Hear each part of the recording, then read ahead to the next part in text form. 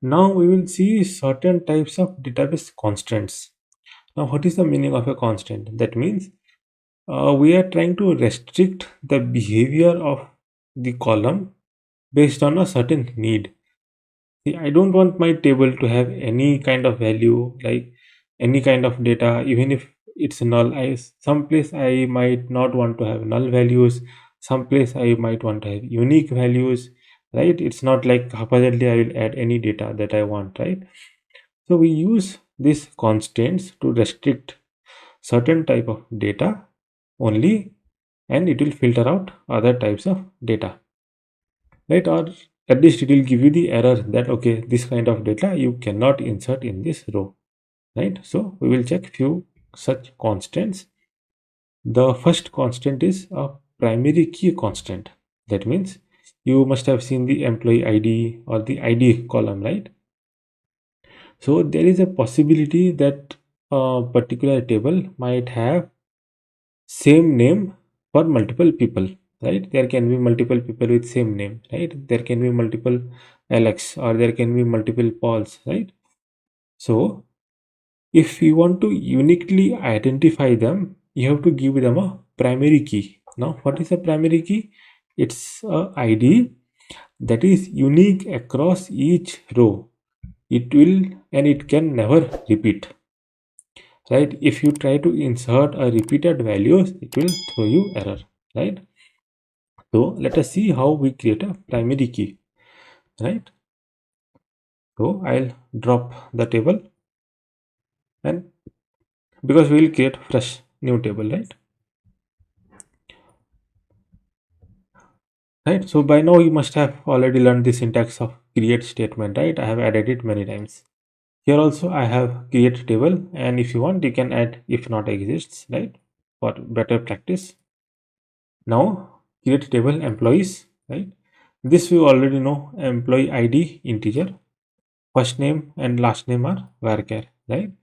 Here if you see, there is a key called primary key. That means I am saying employee id should be my primary key. That means none of the rows can have the similar employee id, right? So let me create the table first, right? Table created. Now I will add a insert statement, right? Right, so insert into employees, right? Employee id, first name, last name, right? And I am adding value 1, John Doe, right? So this will insert because we don't have any value in which employee id is 1, right? So I will run this one. Okay, this will work. Now what I will do is I will add one more value in which first name is Jane and last name is Smith, but the employee id is 1. We already have inserted a value 1. Now I'll try to insert the 1 again, right? Let us see what happens. Of course it will give error, right? Duplicate entry 1 for key employees not primary. That means it is clearly saying this primary key has a duplicate entry.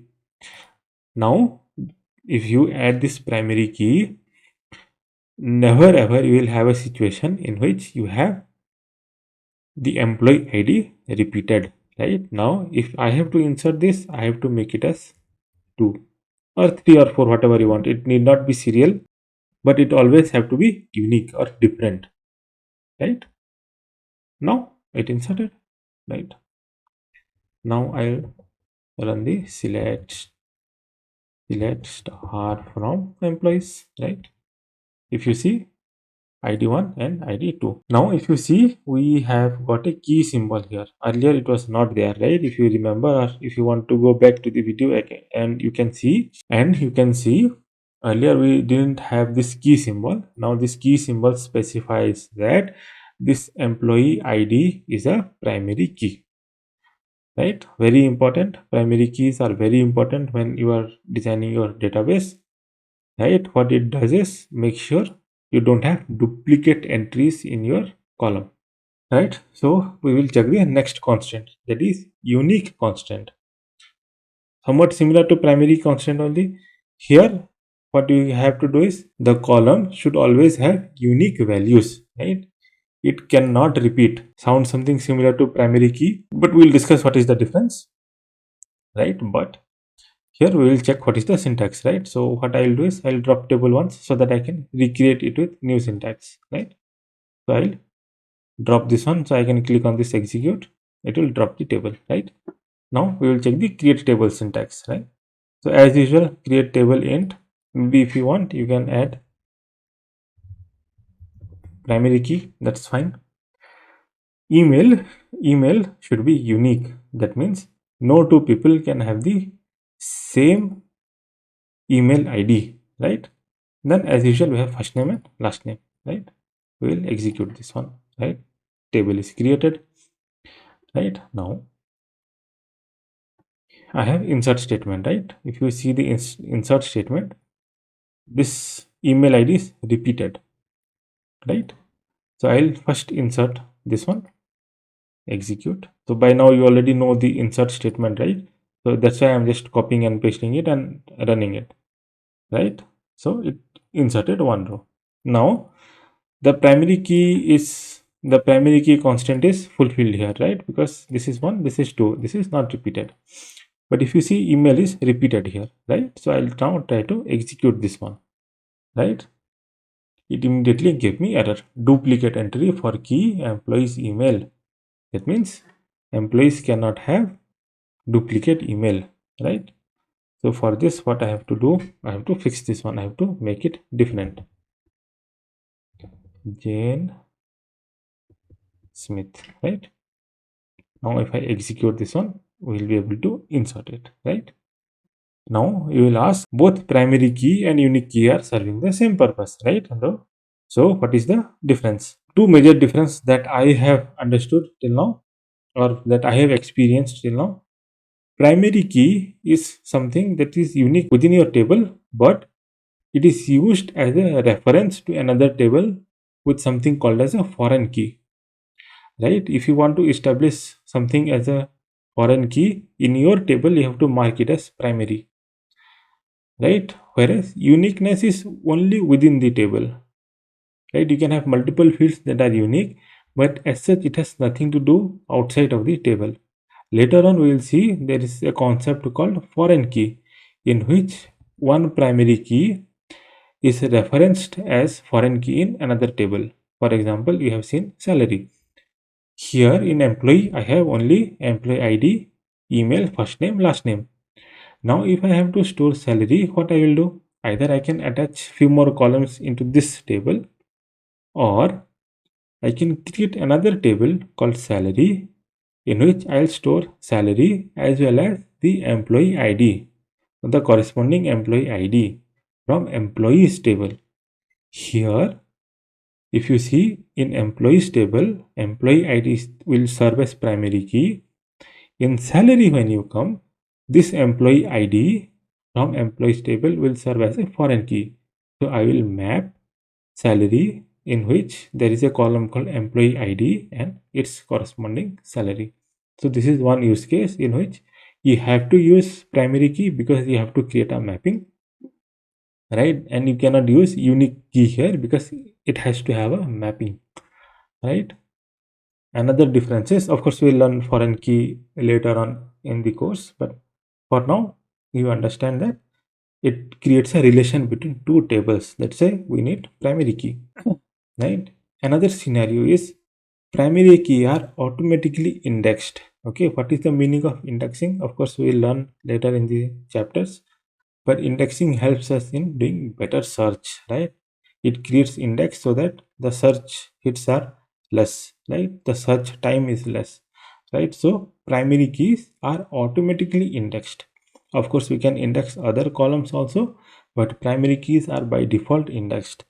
That means when you run a where condition on a primary key, that means where say employee ID equals to 2, it gives efficient result because primary key is indexed compared to searching it with email, because this is still unique but is not indexed, right? Primary keys are by default indexed.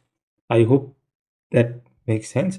If not, Once you learn what is foreign key and what is indexing, you can come back to this chapter and see this section again. Then I think I'm 100% sure it will click into the mind, right? Why we need primary key as well as unique key, right?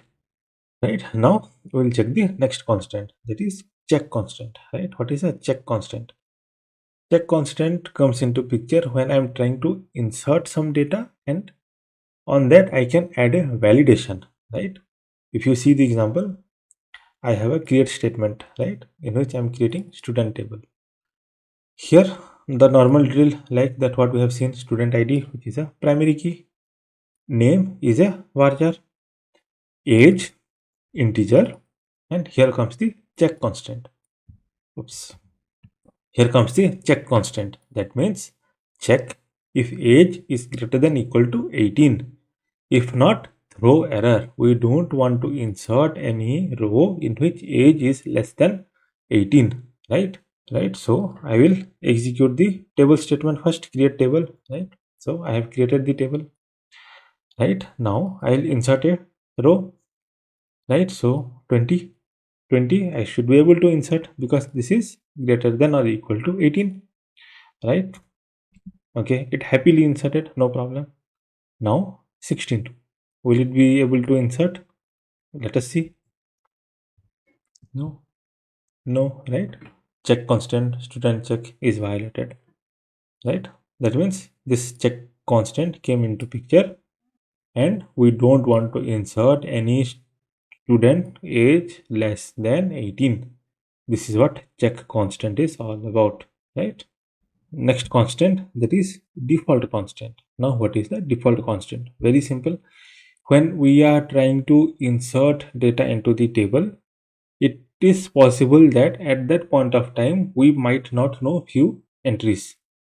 In that case, I want to have a default value. If I don't send a value, add that value always. That's the meaning of. Let us take an example, right? We have a create table products, right, which has a product ID, name. Right, till now this should be clear. Product ID integer, primary key, name varchar of 50, right? Price is decimal, 10 to, we have already discussed decimal, right? And here I am saying default 0.0, right? That means if I don't provide the price, keep it 0.0 instead of null, right? So I will first run the table, right? Table is created. Now here is the insert statement. Insert product ID as 1, name as some name widget, right? And here I'm not passing the price, right? Now of course I'll be able to insert, right? Insertion has happened. Now let me do a select on this one and see what value we get, right? I did not insert 0.0, I just skipped it. If I do not add this value here, it would have been null. But I don't want a null, right? I want some default value. If I don't provide, always add the default value.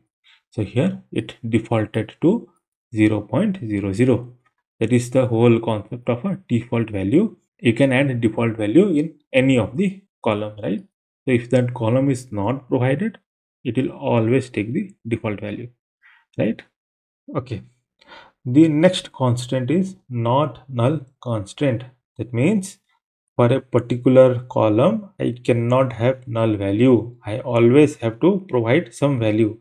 It can be unique or it necessarily not be unique. It can be repeated, but it always have to have a value, right? Without value, the insertion will not work, right? So we'll take an example, customer table, right? Customer ID, integer, primary key. We all know what is this, right? Email, varchar, unique. We also have seen this one.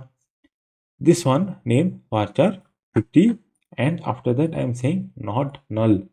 That means I always have to provide a value for name. So let me execute this one. Right? Successfully executed, table is created. I will run an insert statement in which I'm giving customer ID, name, and email, right? So this should work and it will work. Okay, right? Done. Now what I'm doing is insert into customer. Customer ID and email. I am not providing name, right? Name is missing here. If I try to run this one, we will get immediate error. Field name doesn't have a default value. Now, why it is saying it doesn't have a default value? Because it says it's not null. So it is trying to look for a default value. If I have not provided a default value, it is looking for a default value because the database engine cannot insert null into this one, right? That's why it is giving this error. That is the whole idea of having a not null constant. You cannot insert null into this. You always have to give a value. It need not be unique, right? But it has to have a value.